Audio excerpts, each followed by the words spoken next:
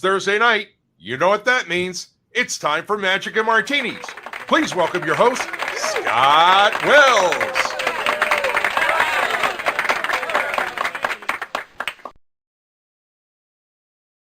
Thank you all very much. Yes, I've got too many buttons that I'm pushing and over here and drinking. And in the meantime, I, as always, have to welcome our first guest who always comes in from Michigan. Thank you very much, John Custer. I'm glad that you're here. Cheers, my friend.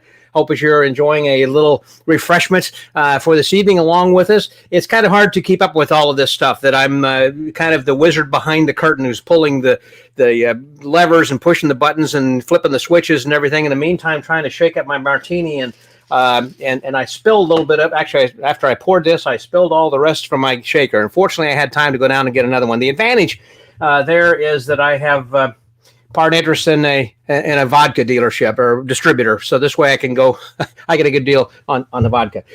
So who else we got over here? Hey there, I got George Schindler. Good to see you, George. Yep, from Brooklyn, New York. So glad that you're here. Hope that, by the way, that everybody had a chance to listen to our podcast that we had last week with George. That was on the magicwordpodcast.com, and he was our guest, and it was phenomenal. You find out what the Dean does.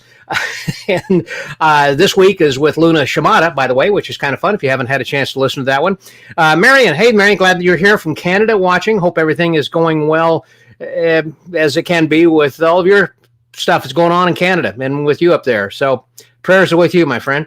Harriet, of course, another one of my sweet friends from Michigan, and so glad that you are going to be, not going to be, but you are here then with us too. So cheers to you then, Harriet, as well. I'm going to be drinking too much here tonight. And my buddy, not my buddy, he is my buddy. He's my son, Sean. So, hey, Sean, cheers to you. I know what you're drinking. You're having just a little Becca Creek, perhaps, maybe a little bourbon or something. Or maybe some of that Flanagan's Distillery that I got from you. And then we got, so here, yep, I said hi. PJ, oh, here in Houston. PJ, hi, George, yes. PJ, I thought you said she was from Georgia. PJ said hello then also to George as well. And JD from Austin, just up the road, just a little piece, who was the past president now of the Austin Club up there. Hey, listen, we've just got a lot of people who are in the room right now. We've got a lot of stuff really going on, and this is a lot of fun here tonight. And I'm not going to keep us too much longer because I want to get right into our introduction to our first guest, and I'm going to let this video tell you a little bit about him. Welcome to a magical place. The Stanley Hotel. The Stanley Hotel is a living, breathing time capsule of history, love, and legend. I want you to become part of this story.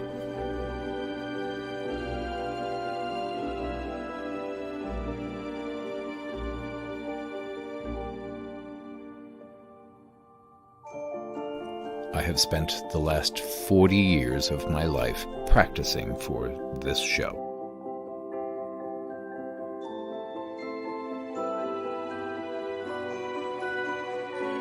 My name is Professor Felix. This is Mysterium, an evening of enchantment. Wow, and there he is, an evening of enchantment, and we're going to be having that right now, an experience live, up close and personal with Felix Hopkins. Hey, Felix, cheers to you. How are you, my friend? Hello. What have you got there tonight? What are you drinking? This is a little love letter from Ireland, a little whiskey. They don't know how to spell whiskey. Did they spell it with an E or without an E? I'm sure somebody will tell me. It is with an E. Theirs is with an E. Okay. Yeah. There we go. Cheers to you. It's been a while since we last actually did this in the real world, isn't it? And I missed that. It's been over a year since I've seen you. That was down in your neck of the woods. That's right. When we were down here in Houston, and we went out. We were in town for some work, and so it's good to see you. I'm glad that we can join each other here again. Cheers to you, my friend. All right, let's get the next person over here. Someone who is a very funny man who has been, for a while, he was actually a regular on the Magic Word podcast. I'll let this is a little bit of his performance that was taken live via cell phone. It's been edited a little. Now, we just met. Do you think that I could read your mind? Yes. Really? Wow, I'm going to try it. Can you see them? Can you see the cards? Yeah. Just think of one. Did you get one? Did you get a card? Okay, yeah, I got it. Put your hand out. Tell me I don't want to hear anything. Don't turn it over, but if the card you're thinking of is the card in the palm of your hand, would you be impressed? Yes. I mean, do it. Let's see. You were thinking of a red card? No. My word against yours. I'm going to commit. I'm going to show them what I'm going to commit to, okay? If you get this, I'm going to be really mind-blown. Don't turn it over. What card did you think of? The 5 of clubs. No! Really? Yeah, really. 5 of clubs, right? Yes. Turn it over. You did not.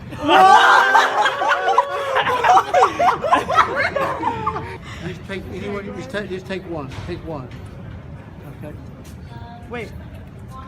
Oh, don't ever play poker. Show them. It's the 5 of clubs again. What? It was the King of Diamonds. Right. Hold on to your gun. Wait, no, it literally just changed right. Are you kidding me? You all saw that. How did that happen in my hand?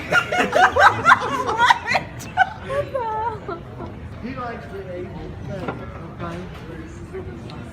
Just grab one. Just take one card. Anyone you want. I don't care. Just take one. That's fine. One more. Yeah. What?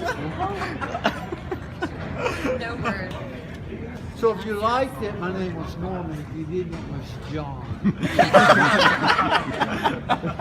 Thank you so much for watching. Wow, thank you so much, Norm. This is much appreciated. All right, that was added. Thank you so much. And there's our buddy, eventually going to be coming back in here, I think. Norm, where'd you go? You disappeared. I lost you. There he is. There he is. There's your smiling face. How are you, Norm? It's going to be like that all night. I got a feeling. Like they say at Cheers Bar. Norm! Cheers to you, friend. Can you hear us? Norm. All right. So I tell you what, let's bring on then our next guest, and Norm will chime in whenever that he can, as he would hear us then also, and bring on our next guest. Let's see, where is it? With this next video that will tell you who he is. We are pleased to welcome a legendary figure who has been there and done that and will tell you all about it. Now, in case you haven't heard of him, that's because Howard enjoys his underground mystique. But make no mistake about it, if you are fortunate enough to meet him, you're going to find that he thoroughly enjoys discussing magic with all magicians anytime. And he'll show you some cool stuff. And now the real treat, besides the impressive magic that you'll learn, is that Howard will share stories of his experiences with the greats of magic. Legends like Di Vernon, Charlie Miller, Francis Carlyle, Jimmy Grippo, Larry Jennings, Martin Nash, Jerry Andrus, and others. Howard was friends with everybody who was anybody, and he'll share his thoughts regarding the presentation of magic as he learned it from them. So if you've ever wondered what it was like to know and trade secrets with some of the legendary figures in our art, well, now is your chance to learn from a man who is one of those legendary figures. Howard Hamburg, right here. And there he is. Hey, Norm. Norm. I've already said hello, Norm. Howie, how are you, Howard? I'm doing fine. Thank you, Scott. Good to see you. By the way, had another friend who just popped in to said hello. Newell is here. Oh, hey, Newell. Wonderful. Yeah, Newell's a great guy. He is. In fact, he likes Norm also. If Norm, at least you hopefully can read that as it pops into your screen. If you can't, come back and say something. Anything there, Norm, from you? I think he froze up again. Okay. Again, if you can chime in, please do when you can. Yeah. And Zoom seance. That's funny. Yeah, it looks... That's great. And again, we've just got, I'm going to try this over here with adding Norm's other picture, perhaps. Maybe this might, I don't know if it will or not. We're going to keep that until the other one actually comes in for a minute. And then, okay, let me take that one out and put this one in. Is that better, Norm? Can you hear us? Sure.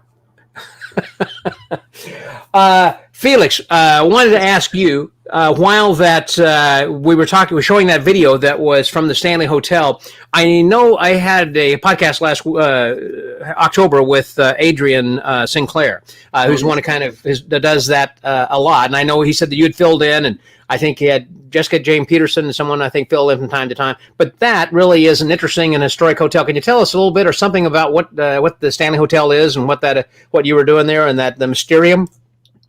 That's a hotel that opened in Estes Park here in Colorado in 1909, and Aidan Sinclair ran his show there for a couple of years, and then he picked up a show on the St. Mary. QE2, Queen Mary. Yes, Queen Mary. Yeah. So it was at that time that he was looking to maybe revitalize the show there at the Stanley.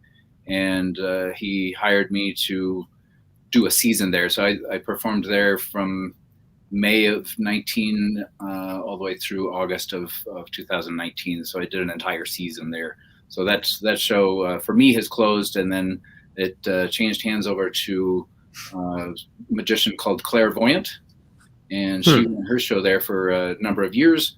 And I believe Aidan is back at the Stanley these days. That's good. Yeah, I thought that he was. And then what else is kind of happening in Colorado? Everything else is kind of shut down, but virtually. Are you doing many virtual shows or anything? I'm doing a lot. I recently have picked up a number of corporate shows, some virtual corporate shows, but I'm also running some virtual variety shows. So I'm working with other entertainers in circus arts, and we're broadcasting them from wherever they are in the country and putting together entire shows for some of the corporate audiences, which has been a blast. Because it looks like that you are pretty well equipped from the standpoint that your lighting and your backdrops and everything else look like that you've got that well lit, and a lot of interesting stuff that you could do there. As a matter of fact, I have done this on the cheap. This is all budget stuff. The mess of belongings behind me is stuff that I've had for years, so it's kind of how I live in my office. I'm a maximalist. My partner is a minimalist, so I'm relegated to this room. This is my room. Yeah, I understand.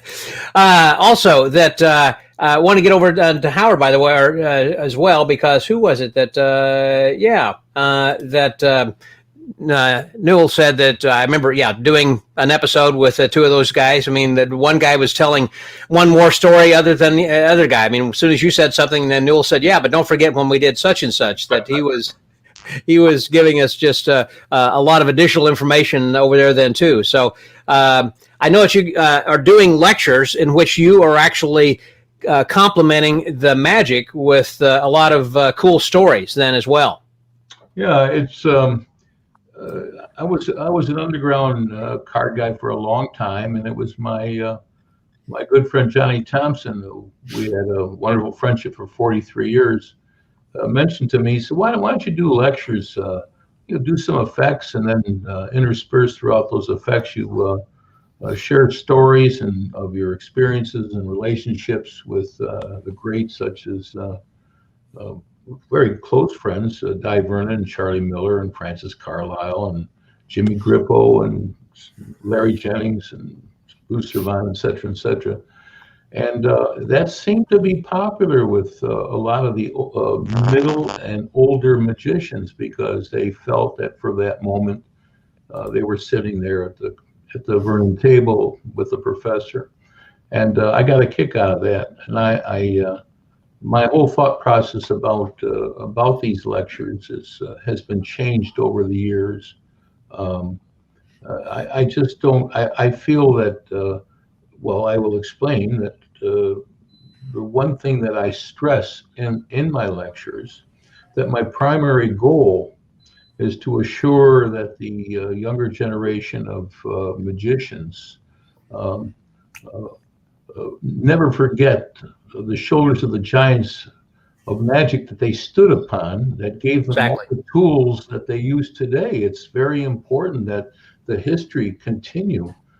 There's going to be youngsters coming up and saying, who's Di Vernon? Who's Max Malini? Who's Slidini? Who's that? Well, or the fact that they would actually be talking about these guys because they've got the books or the videos, and they were somebody from dusty old history, like we're talking about Max Malini now, maybe, or even further back of some of the other guys, and Leroy and Selbit and everybody else. And so those are all well and good as far as the books go and learning the secrets, but to know them personally and to hear personal anecdotes that personalize and humanize those names from history is what you are adding by giving rich texture to our tapestry of magic, basically. Well, the professor had a favorite expression that if you ever want to keep anything a secret in magic, put it in print. People are a little on the lazy side. Let's just go right. It's like some youngsters I see in a magic shop, and they'll do an effect, and I'll say, that's whose is that? I don't tell them. I want to see what they say, and they'll give me a name. And I'll say, did you watch the magician perform it? Oh, no, I just went to the explanation. They not all of them, but I see a lot of it. And DVDs are almost a thing of the past right now. People aren't buying DVDs anymore. Probably. Yeah, most of them are just downloads that you can. Which is good for the professional magician, which I am not, but which is good for the professional magician because before in a DVD you'd have to put in 7, 8, 9 of 10 effects. And now you can download and sell 1, sell 2, sell 3, sell 4, and that's a good thing for them. But sure. It's. I was just discussing this with someone the other day that, I remember that the professor often said that it's not the effect that's important; it's the journey to it, and I can understand his thinking about that. But tonight, maybe I'll share some stories if your audience like to hear some, and then also, and they were very, very influential in my thinking about magic. Hopefully they will. I'm going to just mention that again. If people have got something they want to comment or they have a question or would like to hear some stories, certainly I would, if they've got a specific question about a specific somebody that you may have known, please just type in your question and let us know and we'll ask that. Well, I've got that. I'm going to give another try over here to Norm. Norm, have you got a joke of the day for us? Every time I talk to you on the phone, you've already got something funny. You got one on the tip of your tongue there?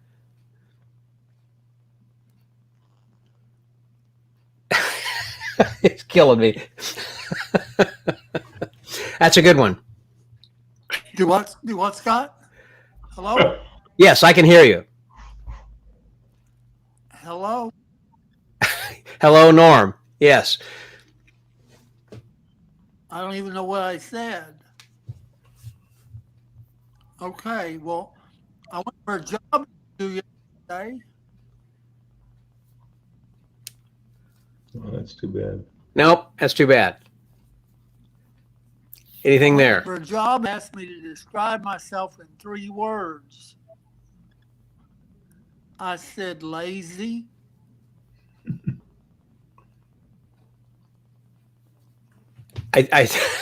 I'm sorry.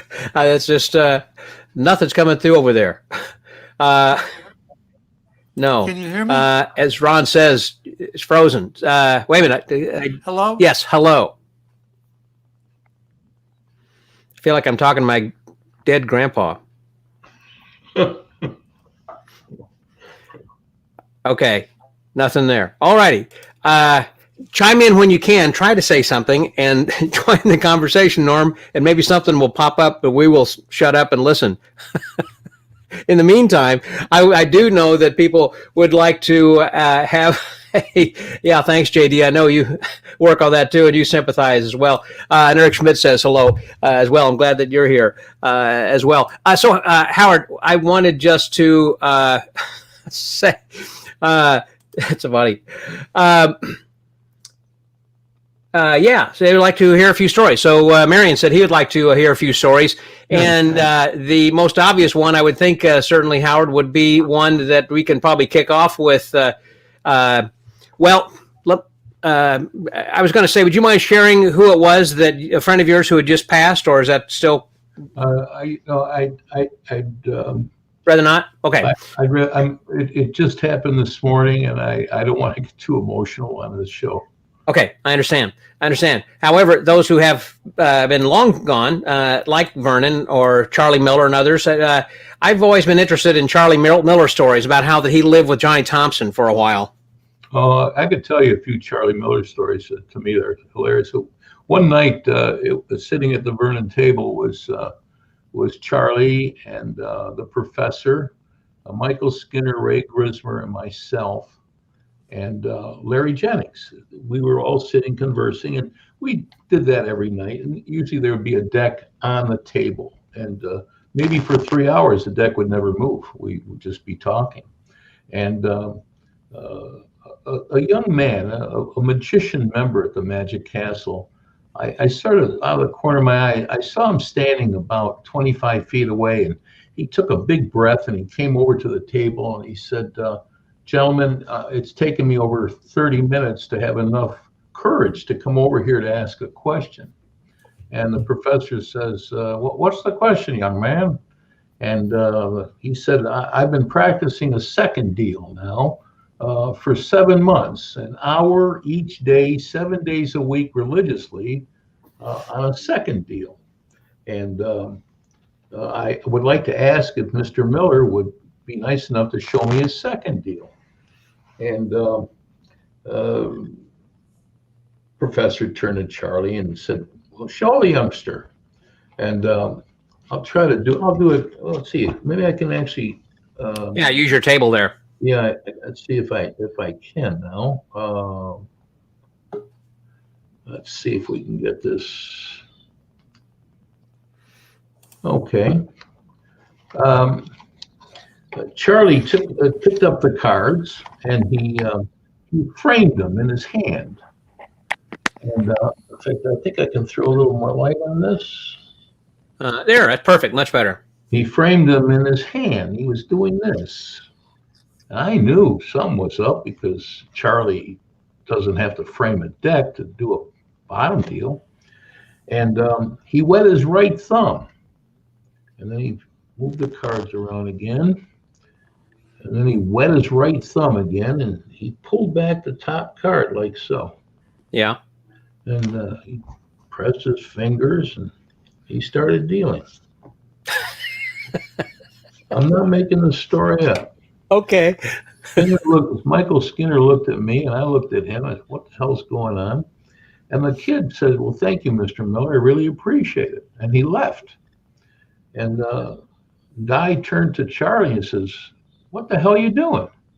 He said, well, he wanted to see my second deal, so I showed it to him. Because if he did a second deal, he wouldn't have seen it. So I'm showing him my second deal. So that way he can actually see it. He can see it.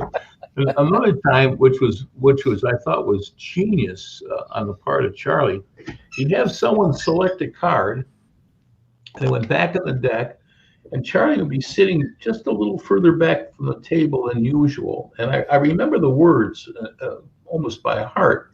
He would motion with his hands. He said, now, most of you, just like myself, have seen other magicians in the past. And magic has come a long way since then. For instance, in the past, a lot of magicians, not all of them, but for some unknown reason, would take the cards while they talk and go under the table. I don't do that. And he'd go on with the story. Yeah. Well, Charlie just did the pass. When he was explaining it. While he's explaining, they take the cards under the table, but I don't do that. I thought that was hilarious. I thought that was hilarious. Yeah, Charlie, I will tell you, you mind if I tell you a Larry Jennings story since we're in this frame here? Yes, and then we'll get back to this one that Robert has right here about the, you see that one? I don't, well, no, I'm blocked out. Right now. Okay. Go ahead with this and then we'll go to the next one. So sitting at the Vernon table one night was the professor, myself, and Ray Grismer and Larry. And in those days, the people lined up behind the table, the table and the chairs, to line up for the close-up room. And there were three ladies that the professor was having a conversation with.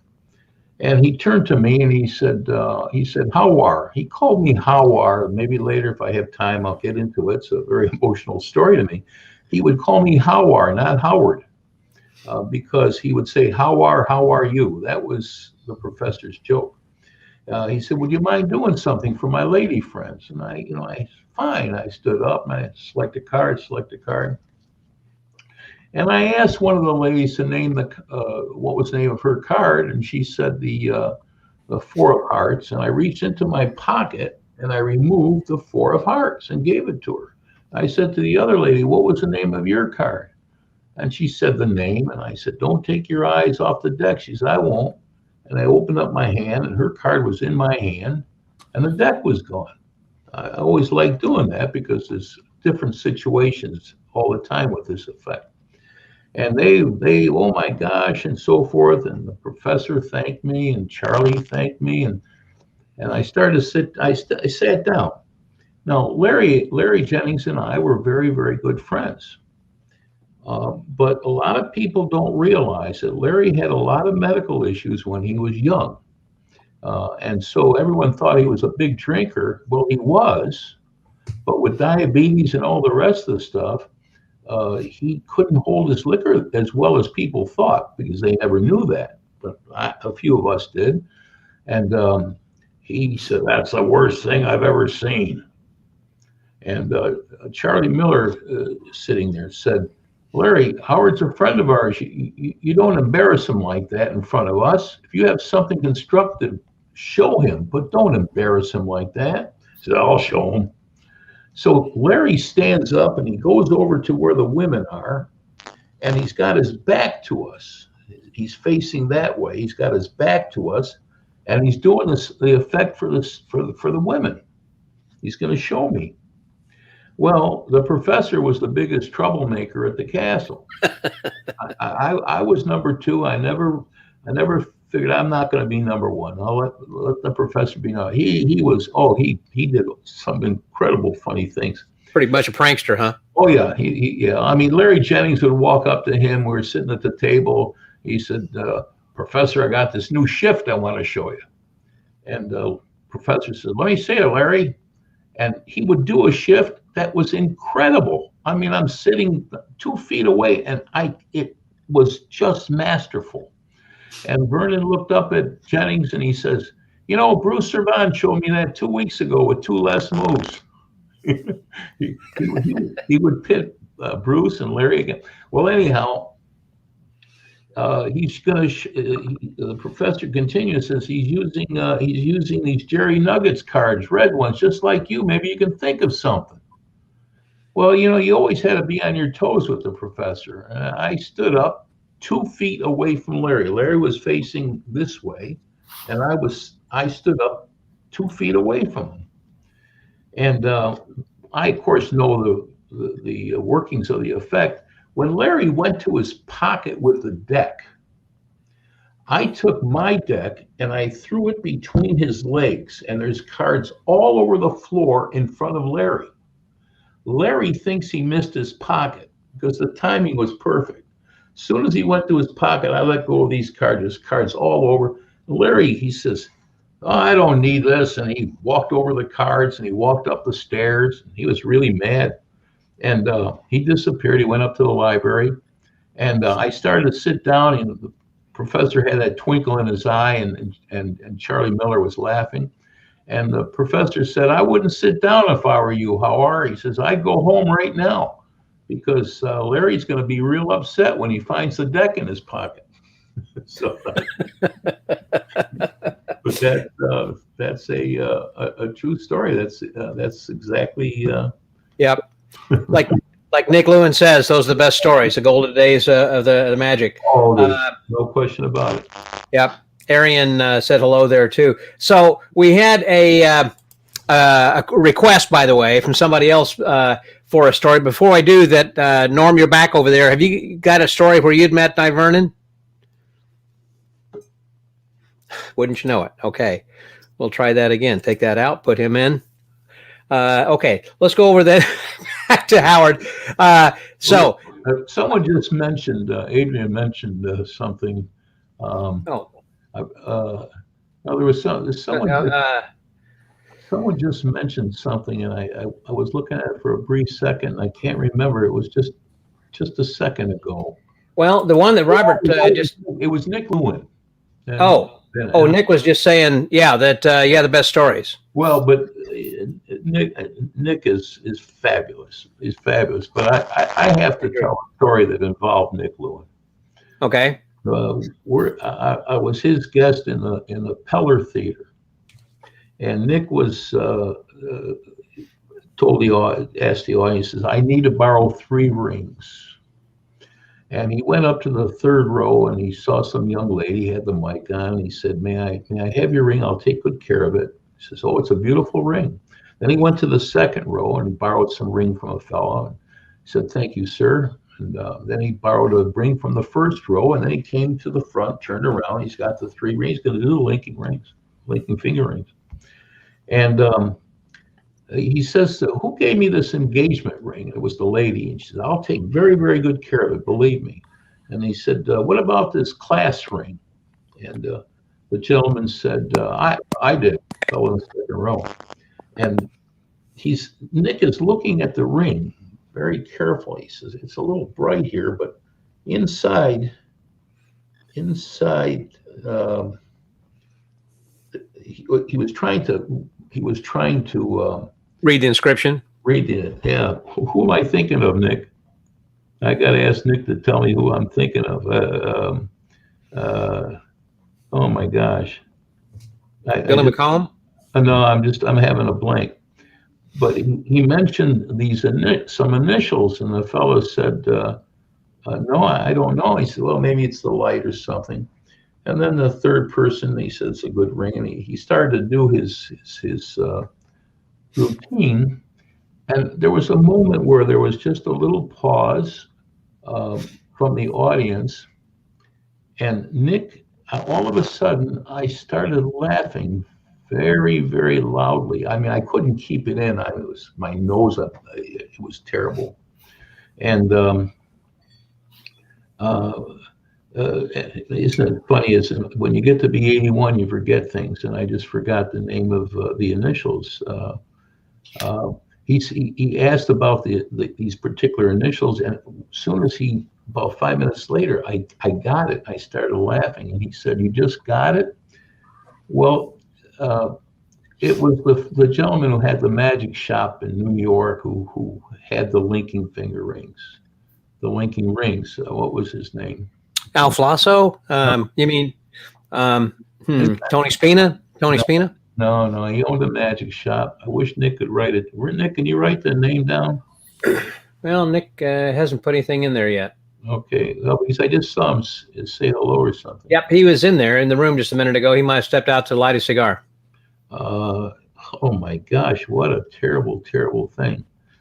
Well, anyhow, it turned out that the initials was the person who made the rings, who came up with the effect. Can you hear me? Yes. Norm, I can hear you. Why don't you let Norm go ahead since you got him back? Norm, can you hear us?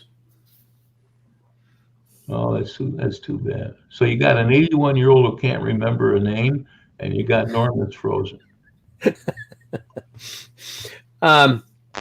There were a couple of stories. One is over here, one that I've heard before, and it's always good to hear again that Robert asked about, to tell the one about the professor. Yeah, I can. Can you hear me? Yes. Me? Yes. Yes, Norm.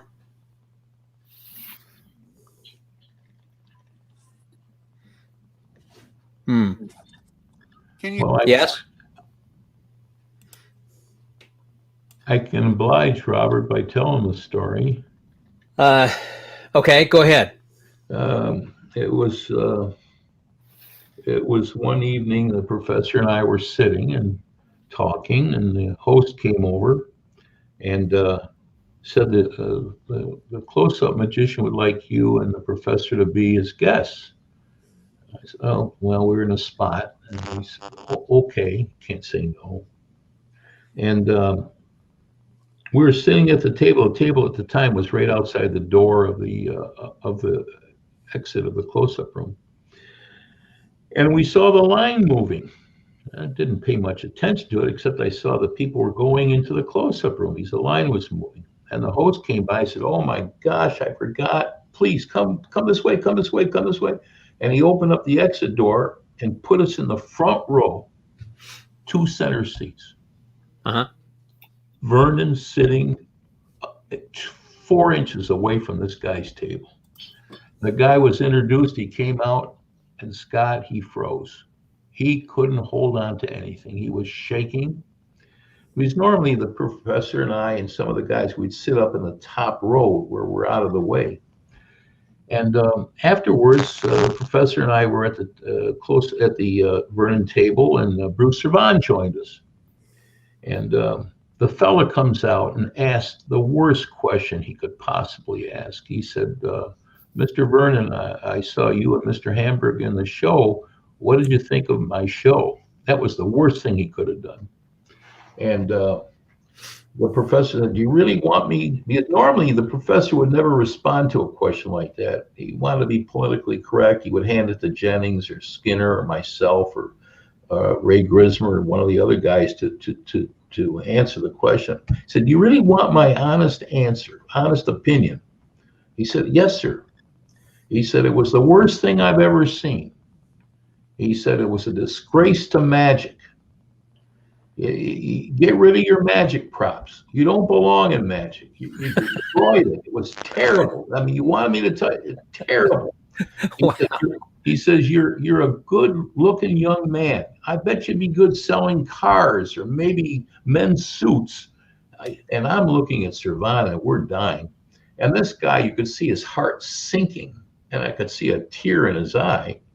And he said, thank you, Mr. Vernon." And he walked up the stairs to go upstairs. His head was so bent down, you couldn't see his head. You just saw shoulders going up the stairs.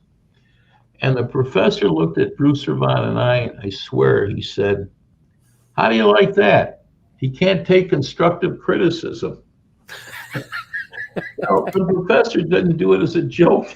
That's the way the professor. That's the way it was. Yeah. That's the way.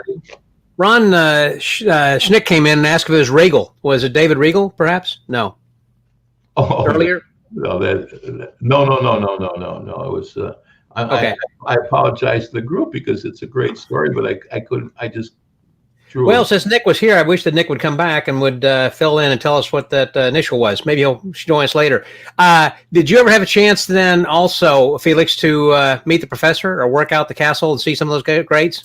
I never did. As a matter of fact, in all of my years, I went pro several decades ago, and I still have yet to make it to the castle. Oh, really? Okay. I've enjoyed being able to say that my picture is still behind the bar at the Magic Castle, even though I've never set foot on the property. Your picture is there, but they just haven't brought it out to show anybody yet, huh? It's the truth of the matter is that one of my other hats that I have worn over the years is that I did some design work, and I designed labels for a wine company called Sleight of Hand Cellars out of Walla Walla, Washington. You designed those? I did. Wow. So those are behind the bar, and one of those depicts my silly mug, and I get to say that my picture's behind the bar at the castle. Oh, I got it. Which model was that? That one is called the Archimage. I've done 9 different labels for them. One of them also is Neil Patrick Harris. So that's one of their popular wines. In fact, he crashed when he shared that bottle or that label design on his Twitter. It then ended up crashing the wine label's entire website for a week, I believe. Wow. Yeah. Okay. I know also that Neil Patrick Harris, of course, has a really great drink there, which is the NPH. Yes. Which is pretty darn good then as well. And by the way, I'm going to see if I can throw up this picture of the Archimage. Is that the one? Yeah, that's an adaptation. Somebody drew that of my original labels. So, gosh, I didn't think to bring any with me, but so that's the Archimage. Yes, another artist did that adaptation. That is my face. Ah, okay. So that's the one that resides behind there. So yeah, just quickly went out to look at that. I know that is just a small batch run winery, and I've had some of the wine. It's what? They're nationally distributed. Yes, but it's hard to find because, again, it's such a small run and maybe nationally distributed, but you still have only so many cases. Once they get out, I mean, they're not a lot. Sure. Yes.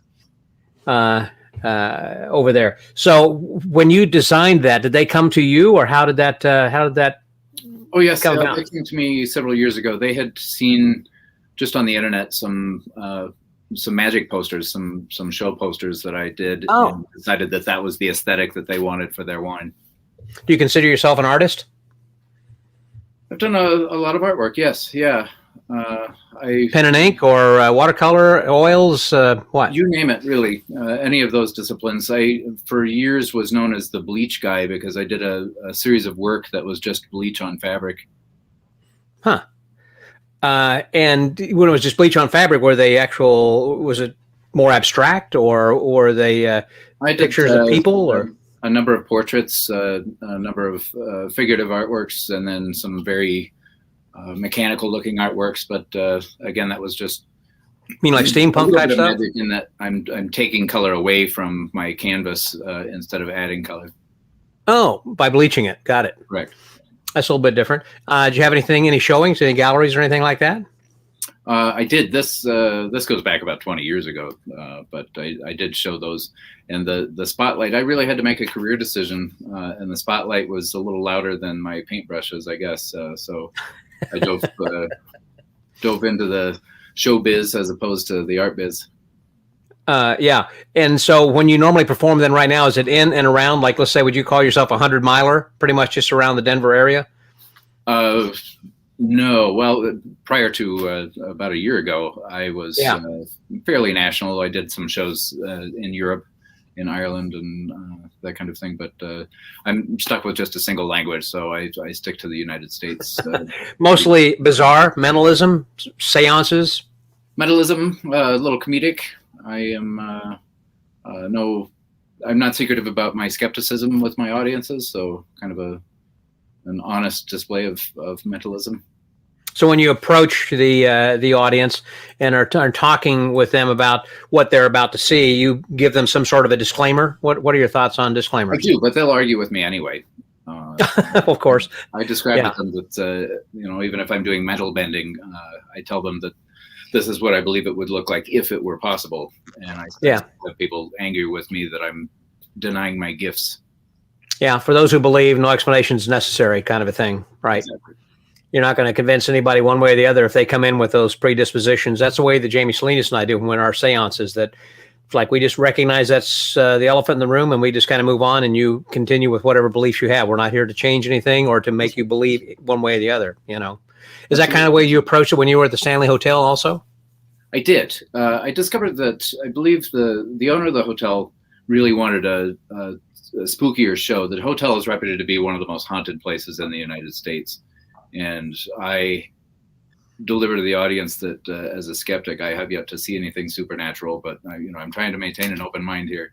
But I was not delivering a very spooky show. So I believe that that's one of the reasons that they picked up Clairvoyant, because she was able to deliver a very spooky show, a very ghost-centric show. One of the things that people, by the way, should make sure that they recognize that the Stanley Hotel was the inspiration for The Shining by Stephen King, because he and his wife and family had stayed there, and that's when he kind of got creeped out, I guess, and had written that story. That's correct. Yeah, a lot of that story is very true. They were by themselves in the entire hotel. They managed to catch them as they were shutting down for the season. So It was a skeleton crew, and they were the only guests in the hotel. So I imagine that was pretty creepy just by itself. I wonder how that worked out. I mean, did they intentionally go there thinking that we were going to be the only people, or they just got there and it's like it was the end of the season, it was too late, and since they were there, they had already showed up, and it's like we've already paid, we might as well stay. Or if it's kind of like, hey, we don't really want to associate with people, we'd rather have this, and we don't mind if we're the only people. Do you know? I believe that they were on their way elsewhere. They wanted to go farther, but because of the weather, they just had to stop. They were kind of forced to. I think they were closing passes and that kind of thing because of snow. Interesting. Yeah, I know that Adrian had done. We talked about earlier with people who are coming in late that Adrian Sinclair had moved on to the Queen Mary, but also had worked at Winchester House and some other kind of creepy, spooky places. Then as well. So that's what he's told me. Yeah, I think that's his dominant focus as an entertainer is to continue with that spooky stuff.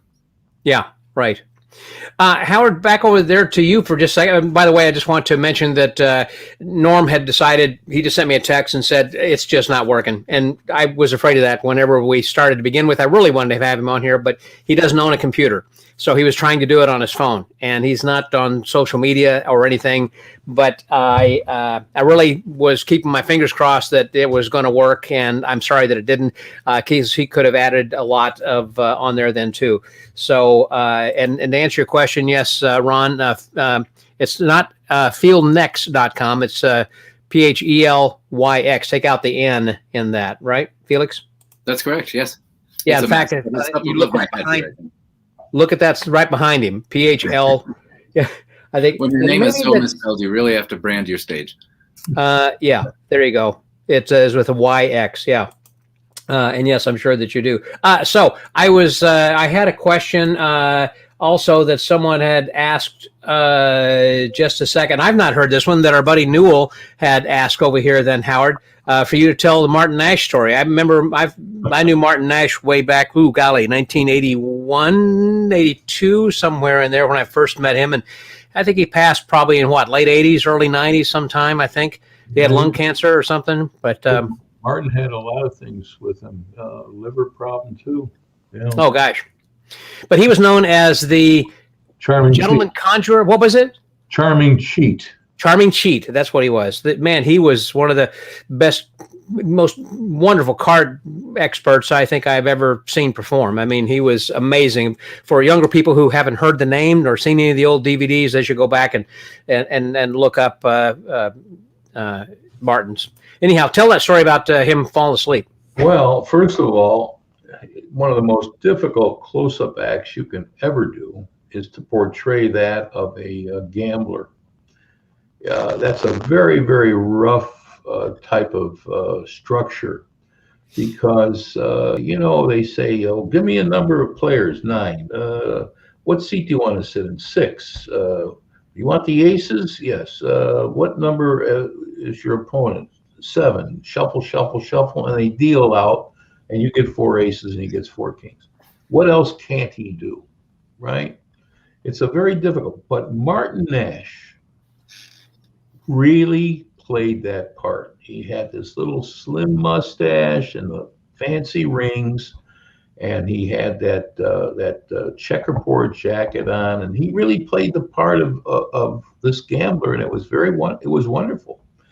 Well, the professor, myself, Earl Nelson, a fine magician who was in Arizona, it was the professor, myself, Earl Nelson, and Larry Jennings, and we were preceded to see the Charming Cheat, Martin Nash.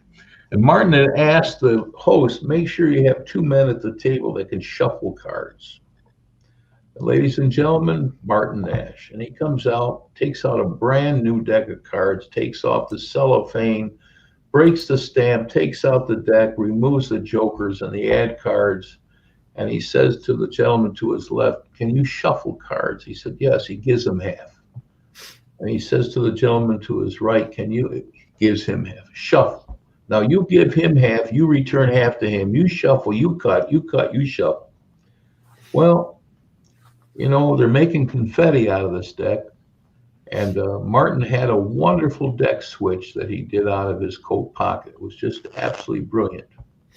And I turned to the professor. I said, he's going to switch decks. I know, because I can see what's going on here. And sure enough, he employed it.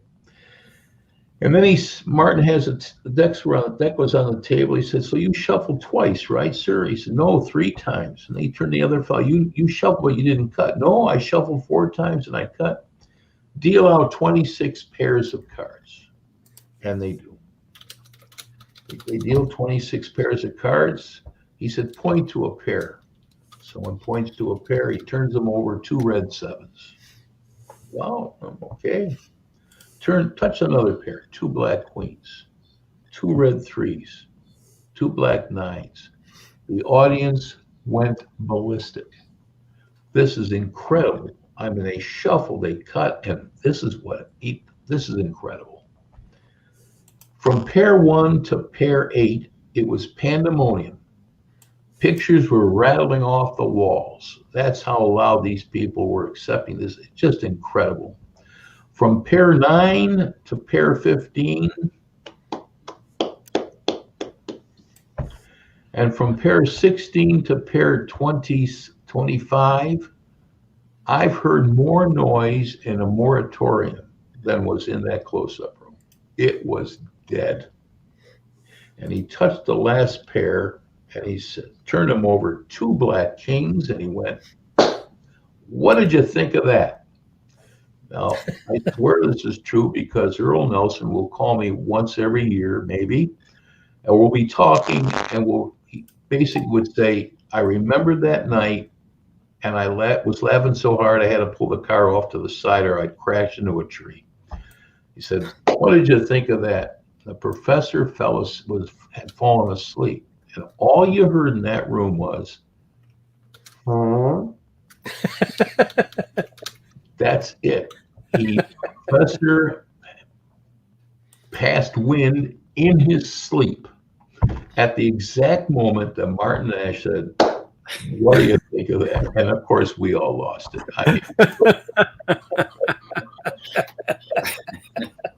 And he was still just kind of oblivious. Yeah, I mean, he's just hanging down like this. But it could have been earlier, it could have been later. It was right on the spot. You talk about the Vernon touch, that was it. Yeah. Yeah, that's right. There's no one really that, as Eric said, that will fill his shoes over there. No, I think not. Yeah, no. And he had said, Stephen said, yeah, the multiple shift. Nash, I love that. And Newell had reminded us that he died in 2000. Mid 2000. At the end of the night, it was around that period. Now I know that Richard Turner also was a confidant, really, of Vernon, and in fact, that Vernon was his best man at his wedding. Any comments on any of that? Well, Richard Turner does a wonderful, entertaining act. Like I say, there's not that many people that can do a gambling routine. Yeah, because. His is more Richard is more exhibition, not a format of a patter routine. I mean, he has his patter, of course, and what he does is just sensational, just absolutely sensational. There's no one like him. Do you know when it was that they had actually first met, or how that they came about No. No, I don't. No. Okay. I don't. So I was saying early on about Charlie Miller and living with Johnny Thompson. You said you had some stories about him, so now'd be a good time to tell some one of those. Well, Charlie, he lived with Pam and Johnny in Van Nuys, and then when they moved to Glendale, he moved there. In fact, they even let him stay in the garage. Charlie, it's interesting because people always referred to Charlie as America's #1 house guest. Yeah, I've heard that. But if there was anyone that I would love to go on through the mind of, and I knew Charlie longer than I knew the professor. I knew the professor for 22 years, and I knew Charlie for 25 because one of my best friends, Tony Giorgio, who we had a friendship for 53 years, introduced me to Charlie Miller. Charlie was just outstanding at what he did. But I will just to have a remind myself. One time, Charlie and we had driven to a restaurant to meet some magicians, and it was sort of downtown Los Angeles area, but it was a very commercial, well-known restaurant. And it was probably I'd say about maybe 12 miles from the Magic Castle. And we had dinner. We got back in the car to go back to the Magic Castle. And the Sunset Boulevard in that area, even though it's a very well-known major street, in that area where we were, it was quite dark. And as we're going up Sunset Boulevard, Charlie yells out, "Stop!" Scared the hell out of me. I thought I hit somebody. And I pulled over. I'm looking in my rearview mirror, and I pull over to the curb. I said, "Charlie, what's wrong?" And he said, "Would you lower my window?" And I lowered his passenger window. And there were two houses. There was a house, a lot, and another house. So it was a house, a big lot, empty lot, and another house. Okay. He said, "See that lot? 27 years ago, one of the best bottom dealers in the world lived there." Just not out of nowhere. Just, it was, he just saw it, and I thought I was going to have a heart attack. It was terrible. Yeah. Yeah, but Charlie was a sweet guy. A lot of people don't know it. Charlie was a very experienced ballroom dancer. I wouldn't have suspected that. Yeah, well, when he went on those cruises and had the captain's dinner, and there's always Mrs. So-and-so, who's a widower, and Mrs. So-and-so, another widower that frequent that cruise ship. And Charlie would dance with them, and he was a very experienced ballroom dancer. And Charlie also loved to tumble. Tumble? You mean like gymnastics? Yeah, he loved that. Maybe twice a month, take him over to the YMCA in Hollywood, and he'd have his shorts on. He would do tumbling, somersaults. Huh. You wouldn't expect that from him, but yeah. No. Charlie was. There was something also that, again, unfortunately, that Norm was unable to be with us, but he's a very funny guy.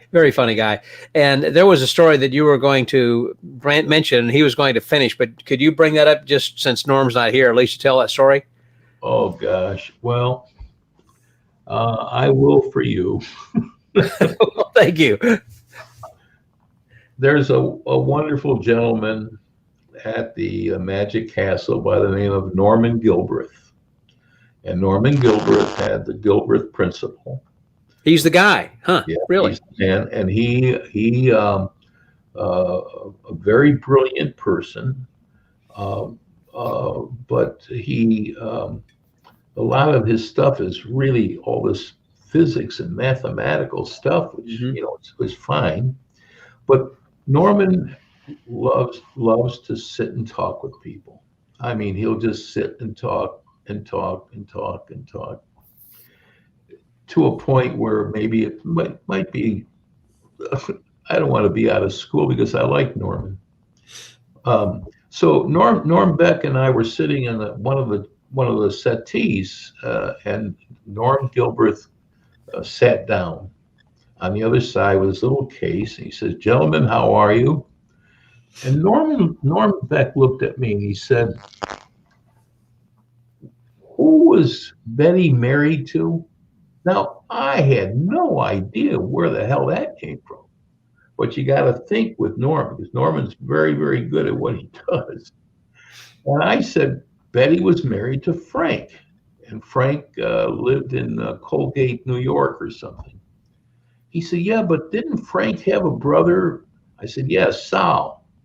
And Sal married Francis, and they had twin boys. And then Sal graduated the University of New York in law or something."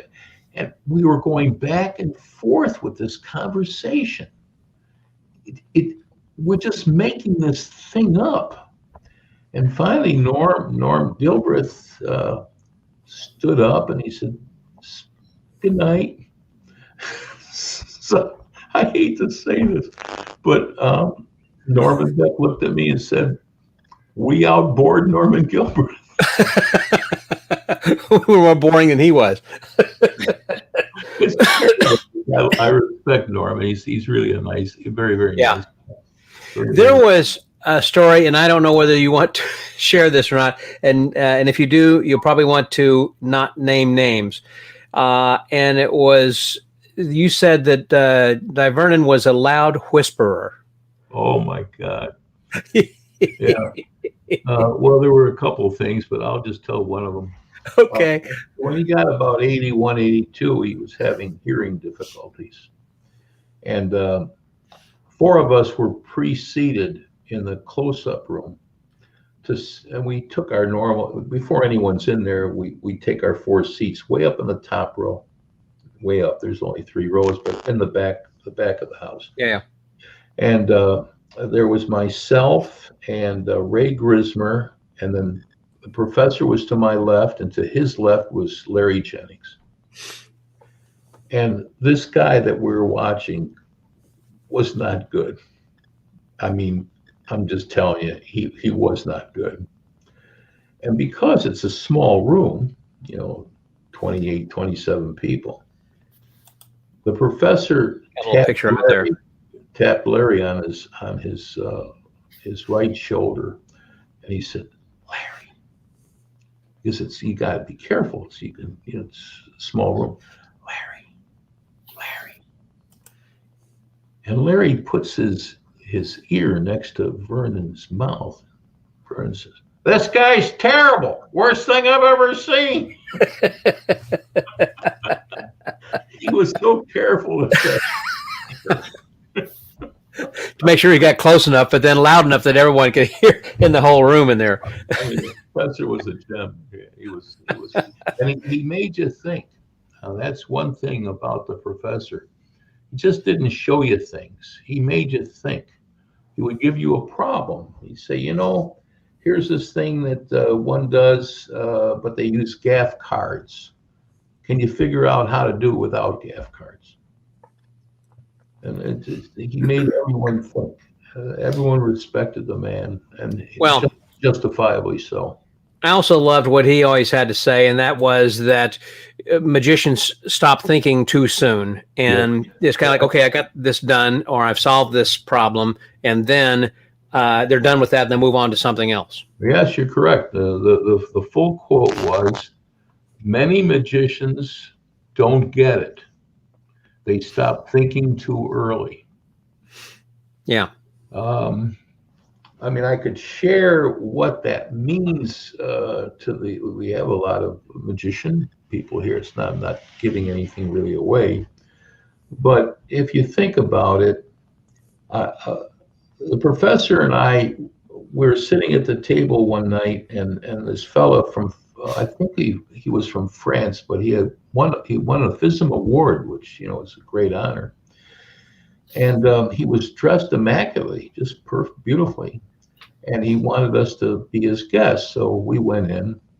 And when they introduced him, he had his jacket was off and his sleeves were rolled up. And I turned to the professor. I said, "We're going to have a coin trick.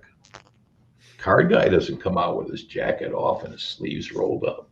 A coin guy could do that." And he had 2 women at the table holding an imaginary rope.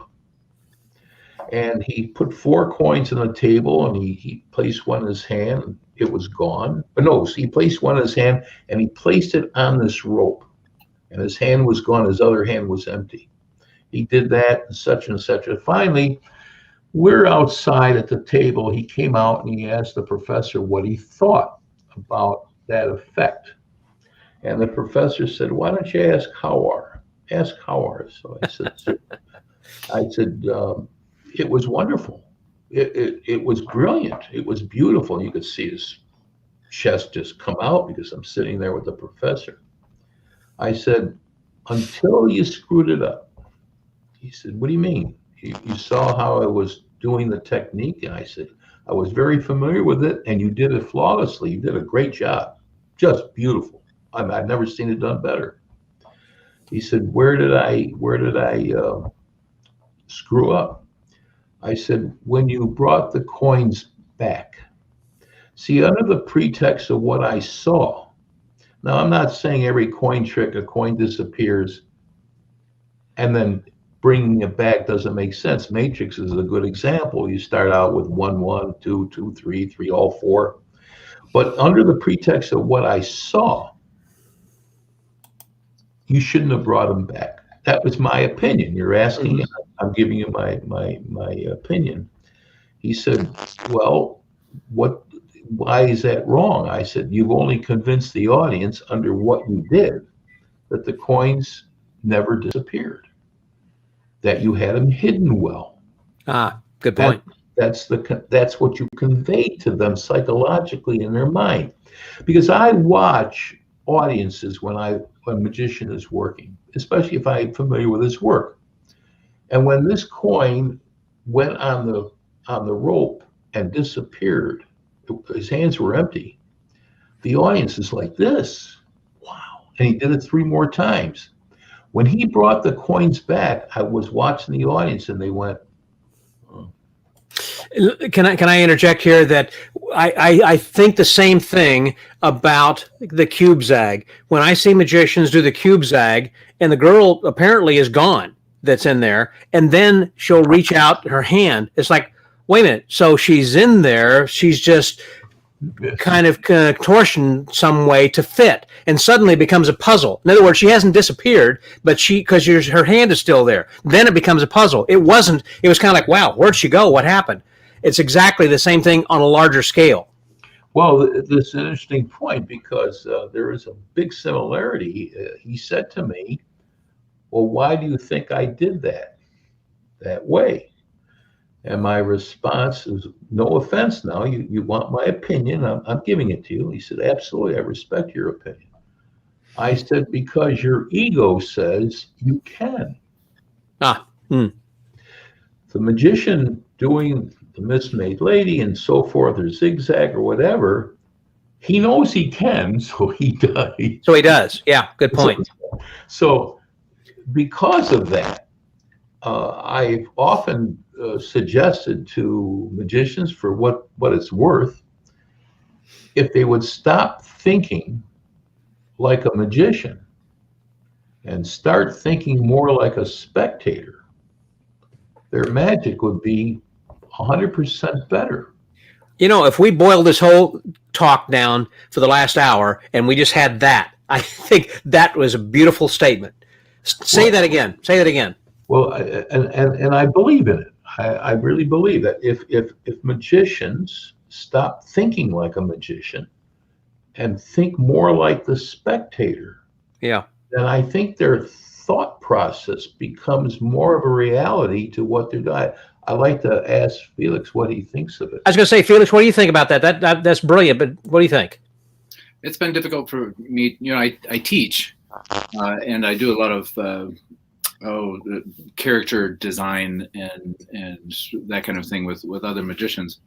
And one of the things I try to communicate is that the toughest job that we have is to remember what these things looked like before we knew how they were doing, so that we can deliver them with some kind of sincerity. So seeing things, it's a very difficult thing to do, to see things through a layman's eyes when we are trained to know where to look. But I think it's one of the most important things that we have to just build into our process of creating this stuff. A lot of it seems like magicians trying to impress other magicians rather than understanding what their audiences really see. That's true. Yeah, we need to sometimes almost forget what we know and look at it from that is why look from the audience standpoint. But that's why I think that we need to have someone who has an objective standpoint, have a director, someone who can sit in the audience and say, here's what I think, you should be doing this, you get rid of that, change it to this way. Because and don't be afraid to throw out some of this stuff, because a lot of times we're married to it and it's like our babies, and we don't want to throw out the bathwater with the baby. And so, but if somebody says, yeah, get rid of that, start all over.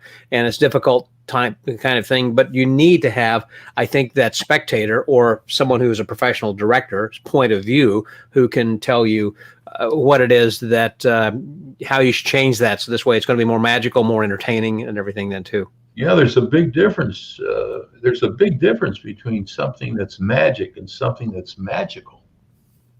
I can teach a 3-year-old to do a magic trick, but it's not magical. What's your definition of magic? Well, as far seeing that there's 2 parts of that. Seeing that I never used magic as a primary vocation, people ask me constantly wherever 23 countries now, what does magic mean to me? And my response is always the same. It's friendships and memories. That's what magic means to me. Okay.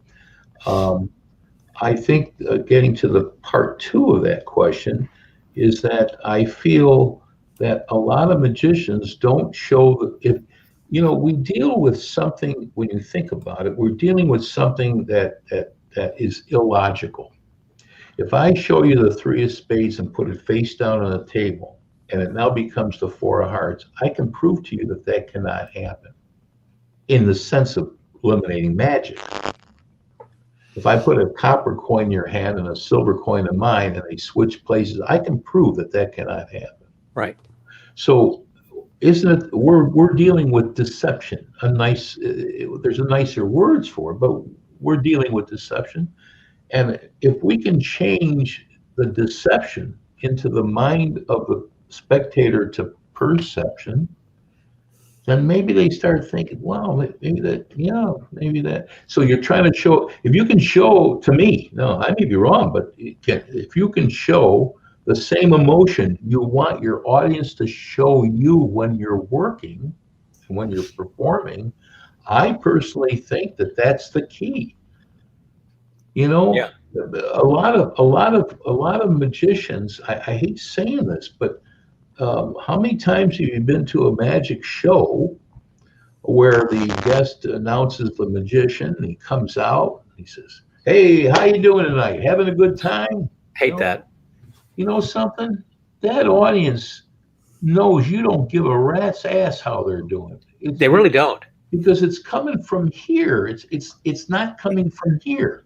It's coming from the mouth. And you take a look. You look at people like going way back to Caps and Tommy Wonder, and my God, they were doing if you can't connect with the audience in the first 2 seconds, I think you're through. I think basically you're through. Oh yes, you'll get all the applause and stuff, but like going back to Charlie Miller, he'd have someone at the table, he would do something. In his second effect, he'd get off the chair, go to the front row of the close-up room, and go down and say, would you please select a card and show it to the people behind you? He wanted to connect further with them rather than connecting through just the front row. Yeah. Yeah. Well, he's connecting with the whole room more instead of connecting through the representative here who's connecting to the audience. I could share a little piece that you might be interested in regarding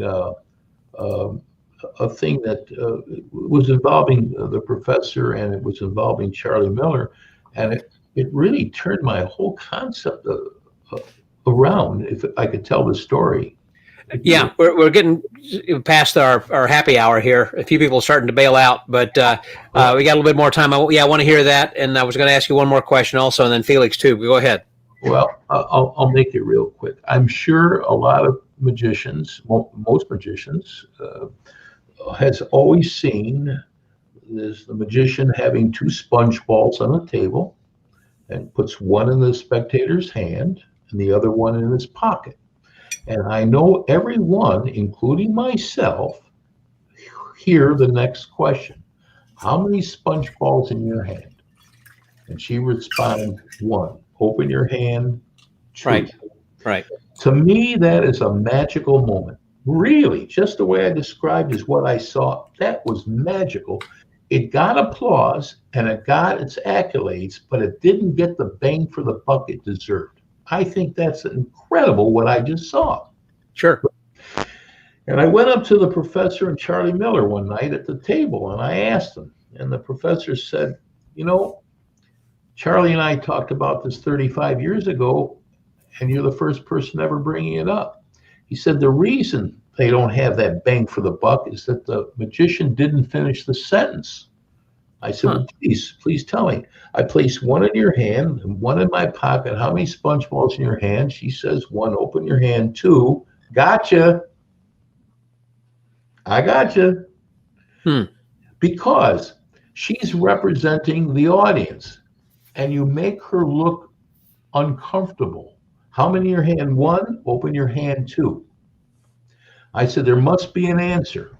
He said, there is. I will give it to you. And this goes true for a card on the table or copper, silver, whatever. And it really made me think. It shows you what Vernon was all about.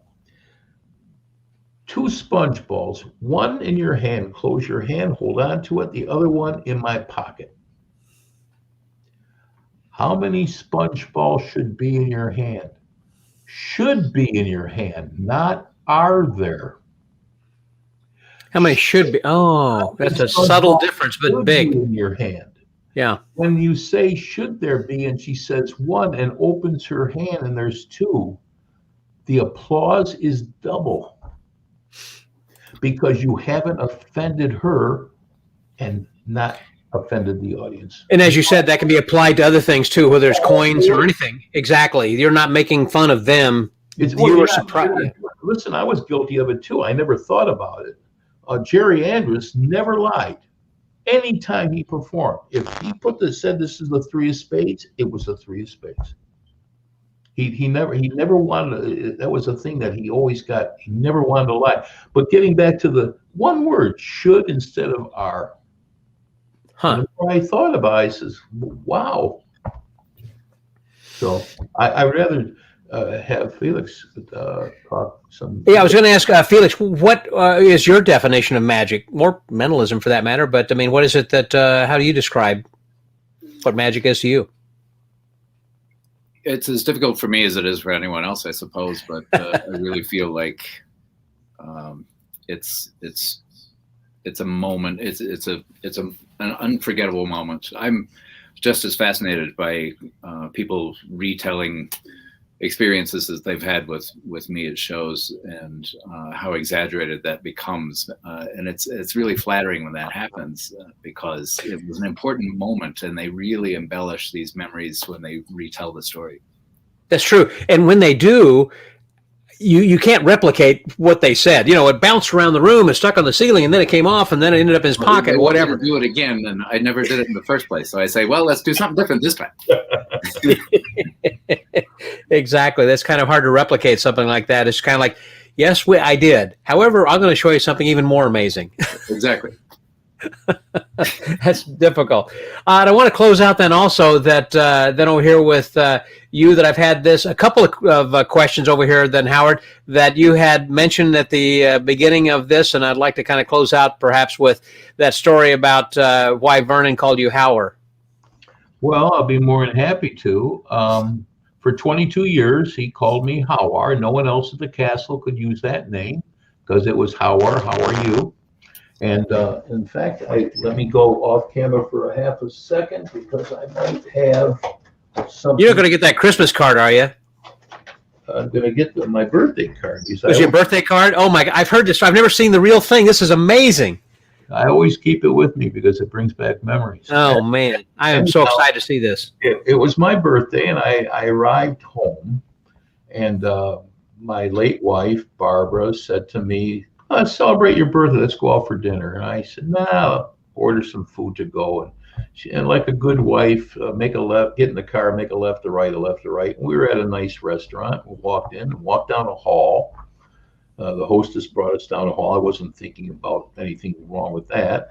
They opened up the doors, happy birthday, and there was about 65 of my friends, including Charlie Miller and the professor, Kuda Bucks, Tony Giorgio, Ray, Michael Skinner. They were all there for my birthday. And my wife threw a surprise birthday party for me. Around 8:30 that evening, the professor approached me and he said, I want to give you your birthday card. And in it was this card. I don't know if you can see it.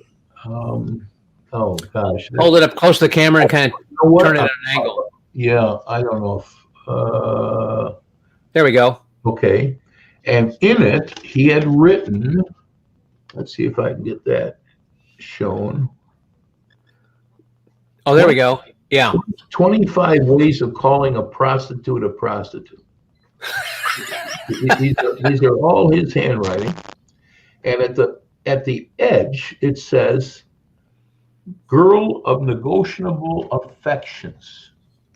And he wrote at the bottom, my favorite. That's the card the professor gave me for my birthday. And Lady for Hire, Sailor's Delight, Shady Lady, nothing filthy. They're all from the 20s, these sailor type expressions. At about 11 o'clock, the professor approached me again and he said, I have a special card for you.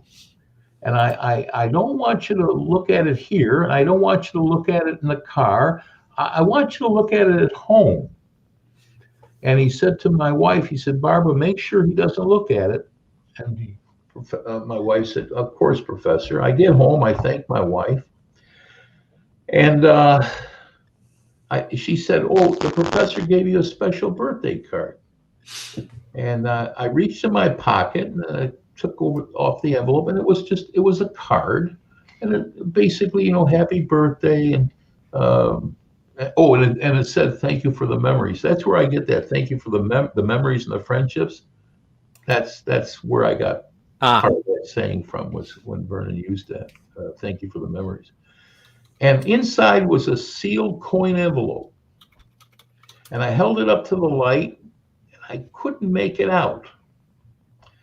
And I tore it open, and I poured onto my hand the contents of that card, and it was the letter D. For 22 years, he called me Howard, and he gave me that damn D on my birthday. And when I went back to the castle a couple nights later, and the professor was sitting there was no reason at all for us to discuss it. I didn't have to. There was no reason to discuss it. Eventually, he was very sick. His son was taking care of him in San Diego. Teddy? And I called down there, and I was told by his doctor that he wasn't doing well, but they got him on something to keep him comfortable. And I said, do you think I could talk to him? And he said, sure. He said, Howard's on the phone. I heard the doctor say that, and I heard the professor says, no, that's Howard. And because I knew he was not in good shape, I said, I just wanted to call to tell you I love you, Professor. He said, I love you, Howard. That was our conversation. 3 days later, the doctor called me to tell me he passed away. So that's why it's a rather emotional story for me. Sure. Wow. That is just a night of really wonderful stories. And thank you, Howard. Thank you, Felix. This is the reason that my lecture notes have an envelope with a D coming out of it. And so now you know what the story is about, why that's on the front cover. Okay.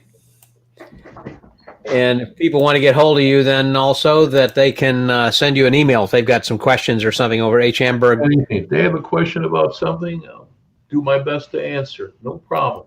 Yeah, that's great. Well, it's been a wonderful evening. You guys are wonderful. Again, I apologize that Norm's connection wasn't good. I suspected that might be the case, but I really wanted to give it a shot. And Felix, thank you very much, my friend. Thank you, Scott. Thank you, Howard. I really enjoyed that. Thank you. I would toast you with my virtual magic martini, but it's virtual, so therefore I don't have it in my hand. Well Yeah. accepted. I wish everyone a healthy and happy New Year. Thank you. Thank you very much. It's been wonderful. It's been great. And I want to remind everybody then as well that if you have not subscribed to the pod letter, that is, if you haven't gone to the Magic Word Podcast and subscribed to the pod letter, you should do that. So this way you kind of know from week to week who's going to be coming from up each week. Again, today has been with Luna Shimada. And for those who are watching this, who stuck around until the end, I'll tell you that next week's going to be with Ken Scott, who's the upcoming president of the IBM. And we got a lot of things that are happening. And I'm excited about that. And also I'm excited about next week, but I've been excited all evening just to be able to present all of my friends here who are watching this and sharing your comments and everything over here. And I'm going to continue just to throw these things over here that, George says, see you at lunch. I hope so. Tom Gentile, awesome stories. Jarvis, thanks a lot over there. And Felix as well. And that, let's see who else we got then. Lori Brown says, sending hearts. Thank you guys very much. It's been wonderful. Another lovely evening. And next week we're going to be having and continuing with some more amazing stories and some amazing guests. And if you watch the video, you'll see who all is going to be coming up on this next week. But I will tell you, in case you happen to overlook that, because it's going to go through fairly quickly, we're going to include Mike Siegel, who was the one who had worked with, who had come up with the Magic Camp up in Chicago, up in Canada, the Safari Magic Camp, as well as Connie Boyd and my good buddy and business partner, Banachek, will be here then with us next week. Can I say one quick thing? Yes, please do. When Nick Lewin was looking at the ring, he said, "Does RH mean anything to you?" And the man said, "No." And he said, "Well, maybe it's the light." And 5 minutes later, I broke into hysterics. Richard Himber. Okay. It finally hit me. He says, he asked the guy in the audience, "Does RH mean?" I'm glad that it came back to you, because I sent him a text and he never came back to me on that. And I never, he didn't come over there then as well. Thanks a lot, Felix. Thanks, Howie. How are? Always, you guys are such good friends. I appreciate it. So until next week, that was Felix Hopkins, Howard Hamburg, and Norman Beck. Scotty out.